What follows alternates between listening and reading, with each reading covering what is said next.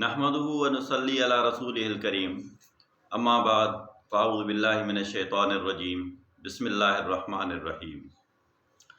آج ہمارا موضوع کلام یہ ہے کہ زندگی میں کھانا کھانے کی کیا لمٹ ہونی چاہیے۔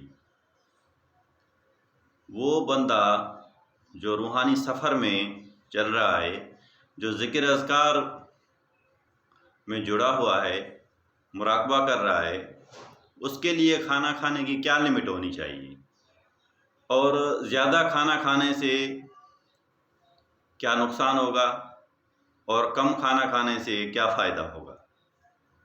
اس کے دو پہلو ہیں، ایک میڈیکل پوائنٹ آف ویو کے حساب سے اور ایک روحانی پوائنٹ آف ویو کے حساب سے۔ دونوں باتیں عرض رکھتے ہیں۔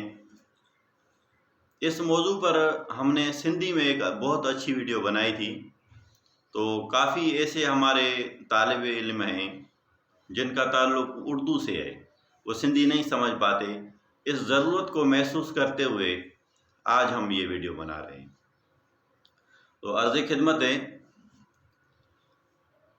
آج سے تقریباً 30 سال پہلے، 30-35 سال پہلے ہمارے مرشد کریم درویش فقیر ابو الخیر سائیں نے فرمایا تھا کہ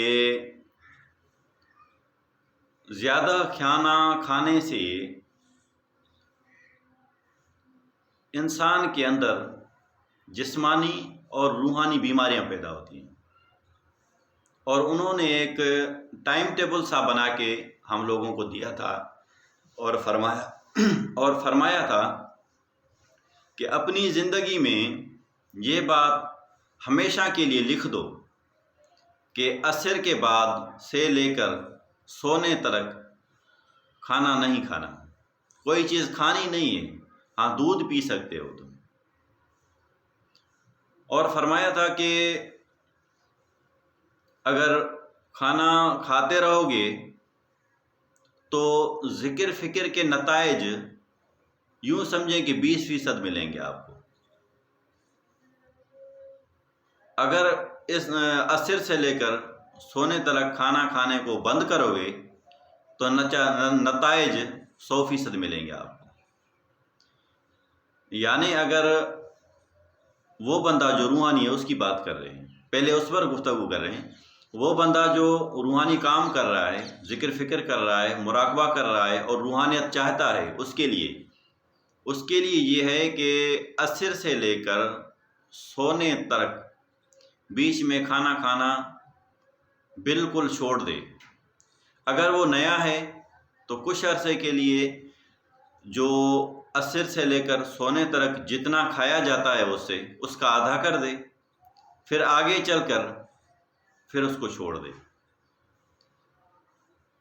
تو اس سے یہ ہوگا کہ وہ جو ذکر فکر کما رہا ہے وہ اس کے لیے آسان ہو جائے گا، اور اپنے نفس پر قابو پانا آسان ہو جائے گا، اپنی خواہشات پر قابو پانا آسان ہو جائے گا۔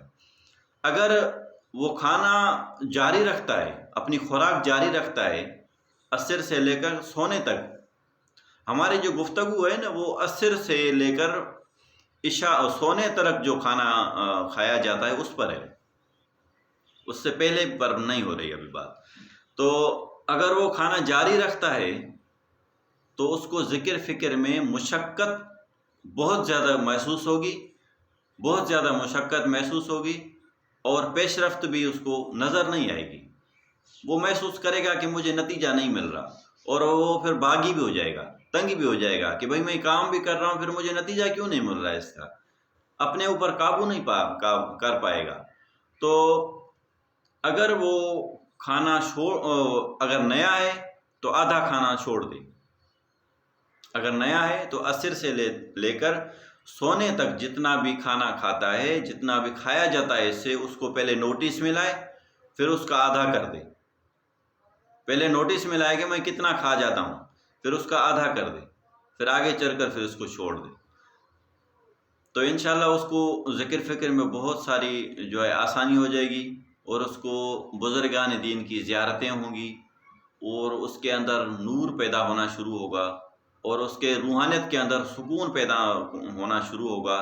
اور وہ حضرات جو یہ شکایت کرتے ہیں کہ میرے سے تصور نہیں ہو رہا، ابھی بھی میرے سے کسی بچے نے شکایت کی، بچے نے مسئلہ پیش کیا، شکایت تو نہیں کہیں گے، مسئلہ پیش کیا کہ حضور میرے سے تصور نہیں ٹھہرایا جاتا، تو اس کے لیے بھی یہ خاص ہے کہ اب پہلا قدم تو یہ اٹھائے، پہلی اسٹیج تو یہ ہے کہ عصر سے لے کر سونے تک جتنا آپ لوگ کھا رہے ہیں اس کو پہلے نوٹس میں لائیں، پھر اس کا آدھا کر دیں، پھر تھوڑے عرصے کے بعد پھر یہ بھی چھوڑ دیں۔ آپ پی سکتے ہیں، جوس پی سکتے ہیں، اور دودھ ضرور پیا کریں۔ وہ لوگ جو مراقبہ کرتے ہیں اس کے لیے ضروری ہے کہ دودھ ضرور پیے، وہ اس لیے کہ اگر وہ دودھ پیے گا تو اس کے اندر کیلشیم کی جو کمی ہے وہ نہیں رہے گی، تو وہ اس کے اندر اسٹیمنا بڑھے گی، پھر وہ اپنی عبادت کو زیادہ ٹائم دے پائے گا، بیٹھے گا تو تنگ نہیں ہوگا، بیزار نہیں ہوگا وہ۔ یہ بہت سارے دودھ کے فوائد ہیں۔ دودھ کا، کھجور کا استعمال کرے، عصر سے لے کر سونے تک پہلے اسٹیج پہ، پہلے اسٹیپ پر آدھا کھانا کر دے، پھر آگے چل کر پھر اس کو بھی چھوڑ دے۔ اب یہ ہو گیا روحانی پوائنٹ آف ویو کے حساب سے۔ اب میڈیکل پوائنٹ آف ویو کے حساب سے میں 2-4 باتیں عرض کر دوں۔ آج کل اس پر ڈاکٹر وسیم بہت اچھا کام کر رہے ہیں، بہت اچھا کر رہے ہیں، آپ اس کو سنیں، بہت مزہ آئے گا اور بیماریوں سے چھٹکارا مل جائے گا۔ تو یہ جو ڈاکٹر حضرات تھے، آج سے 30 سال پہلے کی بات کر رہا ہوں، 30 سال سے لے کر آج تک ڈاکٹر حضرات نے صرف اور صرف توجہ جو دی ہے وہ بیماریوں کے علاج پر دی ہے۔ یعنی یہ بیماری پیدا ہو گئی تو اب اس کی یہ دوائی، اب اس کی یہ دوائی، تو انہوں نے صرف اور صرف دوائی پر دی ہے، بیماریوں کی دوائی پر دی ہے۔ یہ نہیں دی توجہ، اس طرف نہیں دی کہ بھائی آپ کھانا جو بے جا استعمال کر رہے ہیں، بے دریغ استعمال کر رہے ہیں، اس کی کوئی لمٹ ہی نہیں ہے، ان لمیٹڈ کھانا بار بار استعمال کر رہے ہیں، اور آپ کے اندر انسولین بار بار ریلیز ہو رہی ہے، اس پر کنٹرول کریں تاکہ آپ کے اندر بیماریاں پیدا نہ ہوں۔ اسلام میں ذخیرہ اندوزی کی منع ہے۔ اگر آپ زیادہ کھانا کھا رہے ہیں تو آپ اپنے اندر زیادہ ذخیرہ اندوزی کر رہے ہیں۔ آپ جتنی ذخیرہ اندوزی کریں گے تو وہ جو ذخیرہ اندوزی ہو رہی ہے وہ چربی کی صورت میں ہوتی ہے۔ انسان کے جسم کے اندر چربی اور بڑھے گی اور بڑھے گی، پھر بیماریاں جنم لیتی جائیں گی۔ پہلے چربی تو جگر پر آتی ہے، جگر کام کرنا چھوڑ دیتا ہے، پھر وزن جو ہے لبلبے پر آ جاتا ہے، پھر لبلبا بھی پھر ویک ہو جاتا ہے، پھر وہ کتنا کام کرے گا؟ 80% تو ہمارا جگر کام کرتا ہے، 20% جو ہے ہمارا پینکریاس کام کرتا ہے۔ جب 80% وہ کام کرنا چھوڑ دے گا تو 100% پینکریاس کو کام کرنا پڑے گا، تو بار بار جو انسولین ریلیز کرتا رہے گا، تو اس سے کیا ہوگا؟ آپ کے اندر جو بھی کھانا ہے وہ چربی کی صورت اختیار کرتا ہوا اکٹھے ہوتا جائے گا، آپ دیکھیں گے آپ کا پیٹ بڑھتا جائے گا۔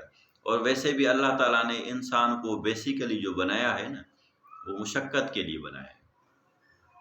یعنی انسان کو اللہ تعالیٰ نے ایک بنایا اس لیے کہ بھائی تم زندگی میں جا کر مشقت کرنا، اپنی زندگی کو اس لائف اسٹائل سے گزر کرنا۔ اب بندہ وہ اس طرح کر ہی نہیں رہا، تو جتنا کچھ کھا رہا ہے وہ ہضم ہو ہی نہیں رہا اس سے۔ اس طریقے سے ہمارے پٹھوں کے اندر جو ہے اپنا گلوکوز کو لینے کی جو ہے 80% قوت ہے، 80% گلوکوز جو ہے وہ ہمارے پٹھے لیتے ہیں۔ جب وہ پٹھے ہمارے ویک ہوں گے تو 80% گلوکوز کون لے گا؟ تو یہ تو ایک میڈیکل سا ایک ویو ہے۔ تو میڈیکل پوائنٹ آف ویو کے حساب سے بھی یہ ہے کہ آپ زیادہ جتنا کھانا کھاؤ گے اتنا اپنے اندر ذخیرہ اندوزی کرتے جا رہے ہو، پھر وہ ذخیرہ اندوزی جو ہو رہی ہے وہ چربی کے صورت میں ہوگی، پھر وہ چربی جسم کے اندر اکٹھے ہوگی تو پھر کیا ہوگا؟ ہارٹ اٹیک بھی اس سے ہوگا، بلڈ پریشر بھی اس سے ہوگا، اور جگر کی بیماریاں اس سے ہوں گی، ہیپاٹائٹس بی سی، یہ کیا ہے؟ یہ ساری جگر کی بیماریاں ہیں، یہ ساری ذخیرہ اندوزی کا نتیجہ ہوتا ہے۔ ہمارا جو کھانا کھانے کا جو اسٹائل ہے وہ ان لمٹ ہے، اس میں کوئی لمٹ نہیں کہ صبح کو ہم اٹھے جو ملتا گیا کھاتے گئے، جو ملتا گیا کھاتے گئے۔ حدیث شریف میں آتا ہے، نبی کریم صلی اللہ تعالیٰ علیہ وآلہ وسلم نے ہمیں فرمایا کہ آپ بھوک رکھ کر کھانا کھایا کرو، تو ہم لوگ ایسا نہیں کرتے، اس لیے ہمارے اندر جسمانی بیماریاں پیدا ہو رہی ہیں۔ یہ جو بیماریاں ہیں ساری 999 بیماریاں ہماری غذائی ہیں، ڈائٹری ڈیزیزز ہیں. ہم کھانا اتنا کھا کھا کے اس بیماریوں کو جنم دے رہے ہیں. باقی جو ایک بیماری ہے 1000 میں سے، وہ بیماری قدرتی ہے، وہ اللہ تعالیٰ ہمیں آزمائش کے طور پر دیتا ہے تاکہ صبر کرے اس کے اندر، پھر میں اس کے حال کو بڑھاؤں، اس کو اپنے قریب کروں. وہ ایک بیماری ہے. باقی 999 بیماریاں ہمارے ڈائٹری ہیں، غذائی بیماریاں ہیں. جگر کی بیماریاں بھی غذائی ہیں ساری.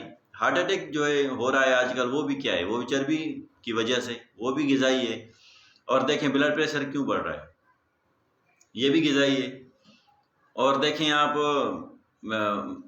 جو آج کل بیماری سب سے زیادہ ہو رہی ہے، وہ ہے ذیابیطس. ذیابیطس کیوں ہو رہی ہے؟ یہ بھی تو وہ جگر کام کرنا چھوڑ دیتا ہے، پھر وہ پینکریاس جو ہے وہ اپنا کام بڑھا دیتا ہے، تو اس سے جو ہے صرف ہمارے جو انسولین ہے وہ بڑھتی جا رہی ہے اندر میں، استعمال نہیں ہو رہی. تو یہ ساری غذائی بیماریاں ہیں. غذا پر قابو پا لیں، صحت مند زندگی گزاریں گے. اگر آپ صحت مند ہوں گے نا تو آپ سے عبادت بھی ہوگی. اگر آپ بیمار ہیں تو آپ خود سے ہی بیزار ہوں گے، تو عبادت میں کیا جی لگے گا آپ کا؟ یعنی عبادت میں کامیابی کے لیے بھی صحت کا ہونا شرط ہے. اس لیے صحت کو بہتر بنائیں. صحت ٹھیک ہوگی آپ کی تو آپ جتنی دیر چاہو گے عبادت میں بیٹھے رہو گے. میں نے تو یہ بھی تجربہ کیا ہے کہ اگر ہماری روحانی زندگی والوں کی بات کر رہا ہوں، میں اپنا ایک مشاہدہ بیان کر رہا ہوں بس 2 لفظوں میں، کہ ہمارے مرشد کریم نے ہمیں فرمایا تھا کہ عصر سے لے کر سونے تک کھانا کھانا چھوڑ دو. یہ ہماری جوانی کی باتیں. تو ہم نے کھانا کھانا چھوڑ دیا. پھر ہم نے جب بھی کھانا کھایا تو ہمیں سزا ملی. وہ سزا بیماری کے صورت میں ملی. یہ بیماری خود سزا ہے ہمارے زیادہ کھانا کھانے کی. روحانی بندے کے لیے تو حرام ہے اس طرح کی زندگی گزارنا، اس کے لیے تو بالکل حرام ہے. وہ اس کو ترقی بھی نہیں ہوگی کبھی. ہاں، روحانی ترقی چاہتے ہو تو عصر سے لے کر سونے تک پہلے اسٹیج میں آدھا کھانا چھوڑ دو، پھر دوسری اسٹیج میں اس کو بھی چھوڑ دو. دودھ کو جاری رکھو تاکہ آپ کے اندر تھوڑی بہت بیٹھنے کی اسٹیمنا ہو. آپ کے اندر کیلشیم ہوگا، کیلشیم کی کمی نہیں ہوگی نا، تو آپ مراقبے میں بیٹھ کر اچھے طریقے سے عبادت کر لو گے. اگر آپ بیمار ہیں تو آپ سے کوئی بھی عبادت جو ہے خشوع خضوع کے ساتھ نہیں ہوگی، بیزار ہو کر ہوگی. اور اگر کھانا بے درے استعمال ہو رہا ہے تو جو آپ عبادت کرتے ہیں وہ آپ زبردستی کرتے ہیں، آپ کا جی نہیں لگے گا اس کے اندر. یعنی آپ محنت جو ہے وہ بہت زیادہ کریں گے، نتیجہ بہت کم آئے گا. اس لیے کھانے کو تھوڑا لمٹ میں رکھیں. ہاں، عصر سے پہلے اٹھنے سے عصر تک جو ہے آپ کھاتے رہیں، وہ بھی ٹائم سے، تاکہ ایک کھانا ہضم ہو جائے پھر دوسرا لے لیں. ایک چیز کھا لیں، وہ ہضم ہو جائے، پھر دوسری لے لیں.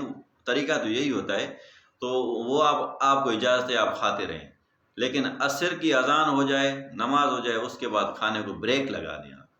تو انشاءاللہ اس سے صحت بھی ٹھیک رہے گی، اس سے ذکر فکر کرنا بہت آسان ہو جائے گا. تھوڑا کام کرنے سے بہت نتیجہ زیادہ اچھا نکلے گا. اور جو آپ خواب دیکھیں گے، جب سوئیں گے آپ، تو آپ بہت بڑی زیارات کریں گے. آپ کا حال خیال بڑھے گا، آپ کی روحانی ملاقاتیں ہوں گی، آپ کے اندر روحانیت پروان چڑھے گی. بہت سارے فائدے ہیں اس کے. تو آج کی ہماری جو یہ ویڈیو تھی بنانے کی، اس ویڈیو کا مقصد صرف اور صرف یہ ہے کہ روحانیت کے حساب سے بھی کھانا کھانے کی منع ہے، عصر کے بعد سونے تک کھانا کھانے کی منع ہے. اور میڈیکل پوائنٹ آف ویو سے آج کل ڈاکٹر حضرات اس پر توجہ دے رہے ہیں کہ کھانا کھانا عصر کے بعد چھوڑ دیں. کسی نے کہا 7 بجے سے کھانا کھانا چھوڑ دیں. وہ 7 بجے سے کھانا کھانا چھوڑ دیں، وہ تو ان لوگوں کے لیے جو رات کو 12 بجے سوتے ہیں. جو 9 بجے سوتے ہیں ان کے لیے نہیں ہے. تو عصر کے بعد کھانا کھانا چھوڑ دیں. دودھ کا استعمال کریں. کھجور ہے تو 2-4 کھجوریں کھا لیں. اچھا، ایک اور میں تجربہ آپ کو بتا دوں، آپ کو بھی معلومات ہوگی.